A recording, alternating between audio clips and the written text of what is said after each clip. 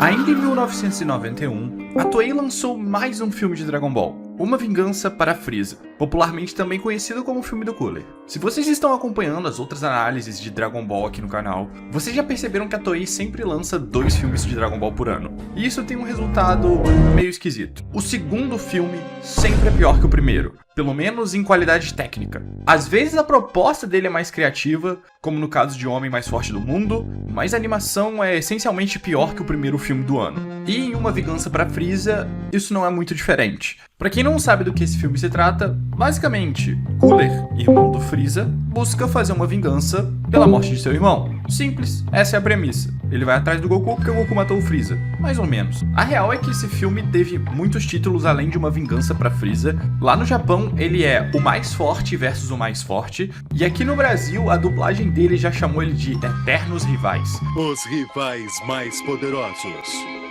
Ou coisa parecida. É, estranho. Bem, mas sem mais enrolação, bora pro filme Uma Vingança para Frieza.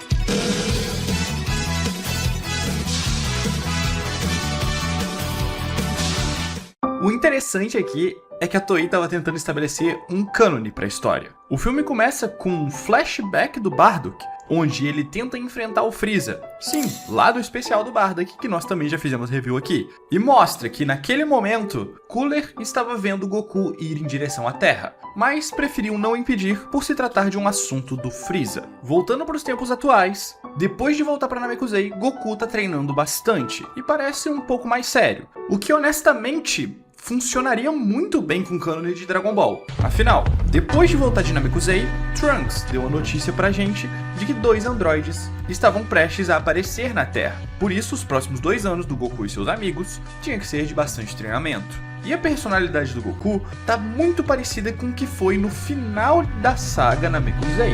Mas temos um problema. Apesar do esforço para esse filme ser cânone, ele foi lançado no mesmo momento que a saga dos androides estava começando. Ou seja, a produção dele provavelmente começou antes do fechamento do arco do Freeza. Esse filme acaba não levando em considerações os eventos da chegada do Goku na Terra. Então, o Goku não tem o teletransporte, o Goku não sabe se transformar em Super Saiyajin e o Trunks nunca avisou sobre os androides. O que acaba sendo um problema para esse filme realmente ser colocado no cânone. Mas as crianças não vão pensar nisso. De volta à casa do Goku, Gohan está estudando, e o grande dragão, ou Ícaro, do filme filler do Tarles, chega lá para atrapalhar ele. Mas o Goku pede para que o Ícaro não o atrapalhe. Gohan tem que levar os estudos a sério. Isso deixa a Titi um pouco assustada, que pensa que o Goku tá doente. Mas no final era tudo para levar o Gohan para acampar. Como você é mau, Goku? O que é mais importante, o estudo ou o acampamento? Ora, isso todo mundo sabe. Claro que é o acampamento. E também, essa é uma boa forma de brincar com essa ideia de que o Goku, que tá mais sério por causa da saga Namekusei, onde ele parecia que ia manter essa seriedade, está falando pro Gohan levar estudos mais a sério, mas ao mesmo tempo ele continua sendo o Goku. É uma boa tentativa, Toei. O problema é que isso não se mantém na história de Dragon Ball depois, e vocês não tinham como saber isso. Eles meio que tentaram adivinhar como o Goku iria se comportar depois, mas eles erraram feio. Ou seja, nesse filme, o Goku tá um pouco descaracterizado. Enquanto isso, no espaço em um planeta aleatório, Cooler recebe a notícia de que seu irmão foi morto por um Saiyajin chamado Goku. E isso é um problema por si só. Isso acaba sendo um furo de roteiro, porque na saga Android, o Freeza não morreu, e ele volta pra Terra pra se vingar, junto com o pai dele, e acaba sendo morto pelo Trunks. O Cooler fica sabendo da morte do Freeza antes dele voltar pra Terra e ser morto pelo Trunks gera um possível furo de roteiro, mas isso dá pra ser encaixado. Ele pode ter recebido a notícia errado. Isso funciona e as crianças não vão pensar nisso, de fato. Mas como esse filme tenta se encaixar no cânone de verdade em comparação aos outros, eu tô sendo um pouco mais cauteloso ao falar dele. Os outros filmes até então eram literalmente versões alternativas de arcos. Eles não pensavam em se encaixar em algum momento. Esse filme aqui tenta ativamente falar pra gente que o Goku voltou de Namekusei, muda a personalidade do Goku de acordo com o que eles achavam que essa série ia seguir, muda o design dos personagens pro design que eles estavam em Namekusei, ou seja, não é um evento alternativo, é literalmente uma continuação. O que também torna certas coisas estranhas, tipo a presença do grande dragão que foi introduzido num filme alternativo. Enfim, tanto faz. Tô cobrando demais. Enfim, o Cooler fala que vai diretamente pra Terra pra vingar o Freeza com os soldados dele. Enquanto isso, Goku, Gohan, o Long, Kuririn e o Grande Dragão estão acampando. Ceninhas de Slice of Life bem fraquinhas, reutilizaram a mesma parada do filme do Tarles, só que foi fraco. E honestamente, senti falta da Bulma nesse filme.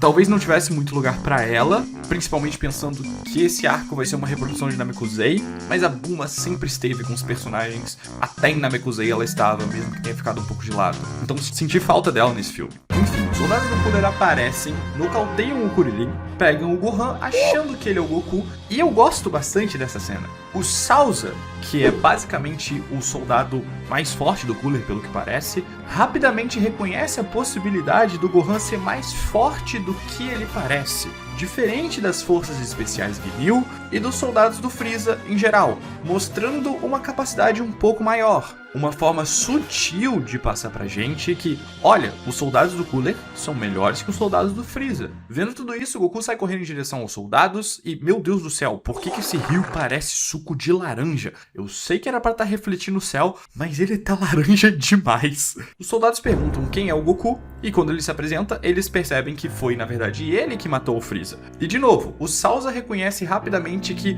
talvez o nível de poder do Goku esteja escondido. E isso é bem legal, na verdade. Parabéns aí, Toei. Mostrou que esse personagem é bem capaz. Enfim, os soldados do Cooler fazem uma dancinha bem parecida com as forças especiais Ginyu, mostrando que basicamente eles são o equivalente às forças especiais Ginyu, só que do Cooler. O Goku sai no soco com eles. O Goku é obviamente mais capaz do que eles, mas ele tem uma certa dificuldade, mostrando disparidade de poder. E então o Cooler aparece, fazendo um choque bem legal pro Goku, já que ele vê diretamente no Cooler o Freeza. O Gohan erroneamente se aproxima por estar preocupado com o pai dele. O Cooler solta laser pelos olhos para atingir o Gohan, o que meio que obriga o Goku a entrar na frente para proteger o Gohan. E isso é só uma desculpa do roteiro para nerfar o Goku pelo resto do filme. Porque, sinceramente, pelo que a gente já viu do Goku até esse momento, ele podia só ter tirado o Gohan dali. Inclusive, se ele tivesse um teletransporte, que tecnicamente era para ele ter, seria muito mais fácil. Mas eu não vou julgar a Toei pelo que ela não sabia que o Goku teria.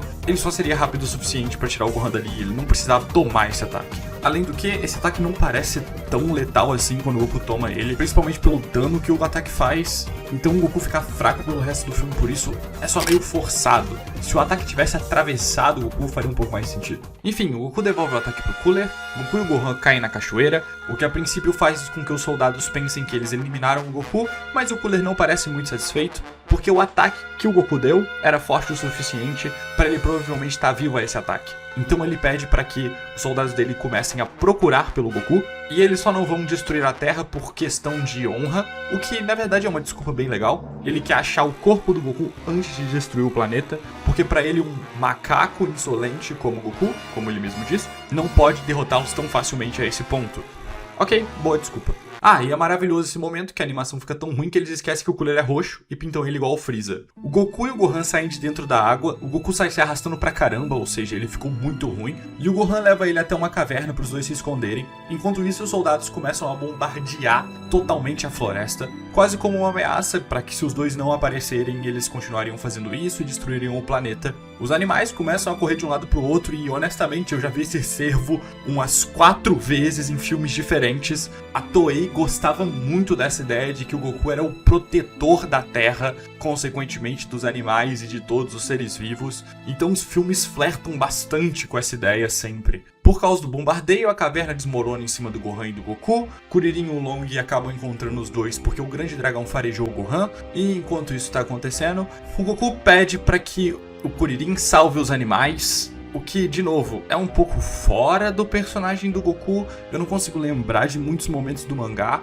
Talvez alguns momentos no clássico, onde ele tenha protegido animais. Mas eu sempre me lembro muito do momento do Dragon Ball Z, onde ele simplesmente jogou um sapo. Porque o Toriyama não fala tanto disso. Ele não parece se preocupar tanto com isso na escrita dele. Então raramente ele cita esse tipo de coisa. Essa essencialmente parece a mesma floresta do filme do Tarles. Então parece que, tipo, O Goku tem uma coisa com essa floresta de querer proteger ela. É um pouco estranho. Essa ideia em geral é um pouco estranha. E os animais ficam abraçados assim no Goku como se ele fosse uma princesa da Disney. Ele deita num cervo de travesseiro. É um negócio esquisitíssimo. É muito essa ideia do Goku Jesus que eu falo aqui, que a Toei sempre tenta fazer. Como o Goku tá ferido e eles estão escondidos dos soldados do Cooler, o Gohan vai com o Grande Dragão junto até a Torre do Karin pra buscar as sementes dos deuses pro Goku poder se recuperar. E o Gohan não vai voando porque ele não quer deixar nenhum rastro de Ki pra ser rastreado.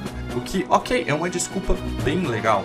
E aqui a Toei dá uma brincada em fazer um paralelo entre o Ícaro e a nuvem voadora. O Gohan chega na Torre do Karin, o Karin briga com ele por ter subido a torre trapaceando, manda ele descer e subir de volta. É uma cena toda muito legal, remete bastante às cenas do clássico, eu gostei dessa cena. E o Jirobe dá uma implicada com o Karin, fala que ele tá sendo um velho muito chato, dá a semente dos deuses pro Gohan e dá uma semente separada que vai ser importante depois. No retorno, o Ícaro tá bastante cansado, o Gohan acaba dando pra ele uma semente dos deuses, só que isso faz com que o poder de luta do Ícaro suba demais e eles acabam encontrando o Gohan. Ícaro e Gohan são atingidos por um poder, o Ícaro cai brutalmente e os soldados do Cooler começam a ameaçar o Gohan de morte, principalmente porque ele tá protegendo alguma coisa que eles não sabem direito o que é. Mas então, o nosso queridíssimo farmador de aura, como sempre, chega pra salvar o Gohan. Piccolo aparece e tem uma sequência de luta bem interessante com os soldados do Cooler, utilizando as roupas pesadas, e toda a cena é bem legal.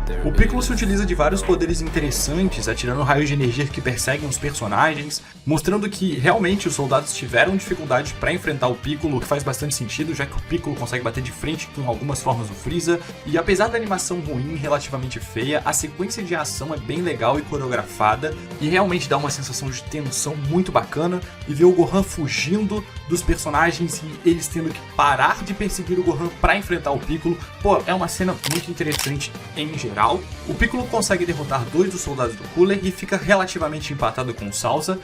No entanto, o Cooler aparece e atira um poder no Piccolo, e naquele momento o Piccolo vê como se fosse Freeza, e essa é uma cena muito legal, na verdade. Eu gosto dessa ideia do retorno do Freeza, no sentido de que eles acabaram de passar por esse terror, e ter um inimigo muito parecido com Freeza é extremamente assustador, e esse filme bate bastante nessa tecla, e eu acho bem legal. O Gohan chega até o pai dele, no entanto, Salza foi atrás do Gohan e acaba destruindo todas as sementes dos deuses, menos aquela separada que o Jirobe tinha dado pro Gohan. Então, enquanto Kuririn distrai o Salza, Gohan dá pro Goku a semente dos deuses, o que gera uma sequência bem legalzinha do Goku se levantando e o Counter do Salza explodindo com o poder de luta do Goku subindo, e a confusão do personagem em ver que o Goku já estava quase morto e agora não está mais, é bem bacana. O Goku fica extremamente irritado vendo que o Kuririn e o Gohan estão extremamente feridos, o que faz com que os poderes de luta dele subam absurdamente. O Salza tenta dar um soco no Goku, só que simplesmente não faz efeito. A energia que o Goku carrega expulsa o Salza de perto dele, e então o Goku começa a lutar contra o Cooler, que trouxe o Piccolo nos seus braços.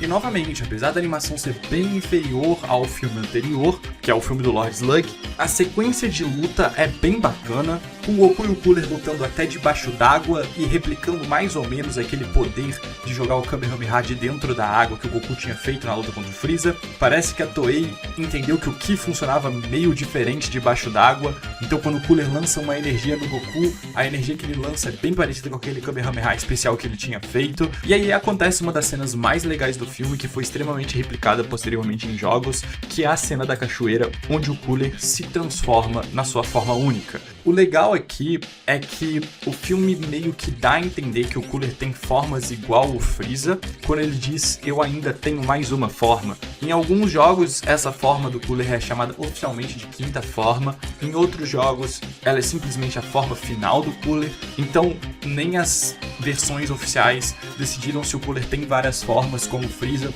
ou se ele só tem a forma final. O design da forma final do Cooler é muito maneiro de fato, apesar de não parecer tanto coisa do Toriyama mesmo, parecer muito mais coisa da Toei, até porque é algo da Toei, mas é inegavelmente maneiro demais. Enfim, a luta prossegue, o Goku não consegue acompanhar muito, ele utiliza o Kaioken para aumentar o poder dele e tentar acompanhar a nova forma do Cooler, mas ele simplesmente não consegue. O Cooler parece muito mais poderoso do que o Freeza, e isso é afirmado algumas vezes, inclusive. E apesar de ser uma sequência de ação interessante, a animação é ruim com força nesse momento. Ela é precária em detalhes e é muito inferior ao filme anterior. chega a ser triste, na verdade, porque esse filme tem uma ideia bem mais legal que o filme anterior, então eu acho que ele merecia um pouco mais de atenção.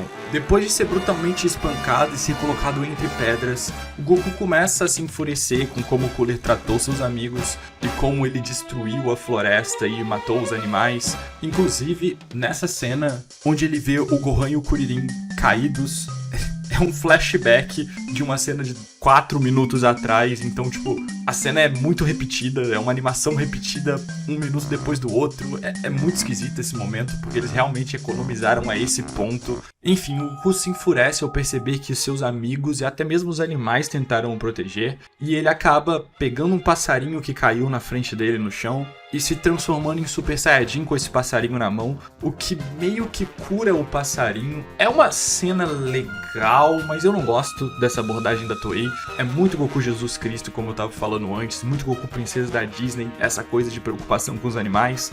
Mas uma coisa que eu gosto aqui é que a transformação em Super Saiyajin é meio anticlimática, num sentido de que ela é tão sutil que ela não destrói nada em volta, o Goku simplesmente muda e cura algo. Isso é uma ideia legal, principalmente subvertendo aquela ideia de que o Super Saiyajin é um botão que ele aperta. Ele foi se transformando aos poucos ao longo da luta até chegar nesse momento onde ele só mudou, e isso é bacana pra mim, mas eu não gostei da abordagem que a Toei usou pra fazer isso. Enfim, a sequência de ação continua, com o Goku batendo bastante no Cooler agora que ele tá em Super Saiyajin. O Cooler decide jogar uma esfera gigante de energia pra destruir a Terra, e acontece algo bem parecido que vai acontecer ali na cena do Trunks com Freeza, quando ele levanta aquela esfera de energia e sai de dentro da cratera. O Goku acaba segurando a esfera de energia e, na verdade, devolvendo ela de volta pro Cooler, jogando ele em direção ao Sol. E de novo, essa citação estranha do Sol que aconteceu ali no filme do Slug, também como se o Sol fosse algo importante pro Goku. Uma parada muito tirada de Superman. É esquisito, não gostei disso. Enfim, esse foi o clímax final. É meio broxa, na real, porque a cena de ação é muito fraca e a trilha sonora também. Esse filme, em geral, tem uma trilha sonora fraca, apesar de ótimas ideias. Então, eu fiquei meio assim com o filme. Honestamente, eu achei um dos filmes mais chatos de assistir. No entanto, tem uma coisa que eu não posso deixar passar, que essa coisa do Goku devolvendo o poder pro Cooler é um paralelo bem legal com toda a questão do Bardock tentando segurar o poder do Freeza e não conseguindo. Inclusive, a cena do Cooler queimando é muito parecida com a cena do Bardock queimando, quase como se isso fosse um fechar de um ciclo. E parabéns, Toei, isso foi legal pra caramba, eu gostei disso daí. Enfim, quando o Cooler é derrotado, o Goku acorda nos braços do Kuririn e percebe que tá todo mundo bem, inclusive os animais, e ele fica mais tranquilo, mas o Gohan fala que em nenhum momento viu o Piccolo indo embora, então a gente tem um momentinho que era necessário pro Piccolo farmar sua aura que tava faltando nesse filme, que é basicamente o momento onde o Salza, que não tinha sido morto, aparece, dando um susto nos personagens que agora estão acabados. No entanto, ele é atingido à distância por uma Kenko-Sappo do Piccolo e mostra o Piccolo bebendo água longe pra caramba. Ele precisava farmar a aura dele, né? Ele precisava. Não tinha como. Tava faltando isso daí. Enfim, e assim chega ao fim o 5º filme de Dragon Ball Z. Bem, honestamente, minha opinião final sobre esse filme é que ele é bem ok. Eu gosto das ideias que ele tem, mas eu não gosto muito da execução dele. Eu acho que ele falha em muitos aspectos, a animação não é necessariamente boa, e apesar dele tentar muito se encaixar na história de Dragon Ball, isso gera alguns problemas futuros que poderiam ser corrigidos facilmente com só uma mudança de roteiro aqui e ali, de frases. Não necessariamente precisava reanimar tudo, mas funcionaria muito melhor se tivesse realmente citado ali o Trunks com a viagem no tempo e tudo mais, apesar de que a Toei não tinha como fazer isso, não tinha como ela avisar. Enfim, talvez se eles tivessem conversado melhor com Toriyama. Mas esse filme foi necessário para que outros filmes de anime no presente pudessem ser realmente semi-canônicos ou canônicos como são hoje em dia. No fim, esse filme comigo tem um 6, vai. Ele não é tão bom quanto eu me lembrava. Eu gostava muito mais desse filme quando eu era moleque. E eu achei realmente difícil de assistir ele. Não foi divertido como os outros. Mas ele é um filme bem decente, principalmente pelas ideias. Mas é isso, eu espero que vocês tenham curtido. Eu queria agradecer muito aos membros, porque sem eles esse vídeo não estaria sendo possível. E se você quiser me ajudar mais um pouquinho, pense em se tornar membro. É só R$1,99 e me ajuda a fazer esses vídeos aqui. Tamo junto, galera. A gente se vê no próximo vídeo. Fui! Primeiramente, eu queria pedir desculpa pela demora absurda desse vídeo. Muita coisa mudou na produção desses estilos de vídeos aqui no canal, mas obviamente a série vai continuar. No caso, esse vídeo foi editado majoritariamente por mim, com só uma partezinha sendo editada pelo Ced.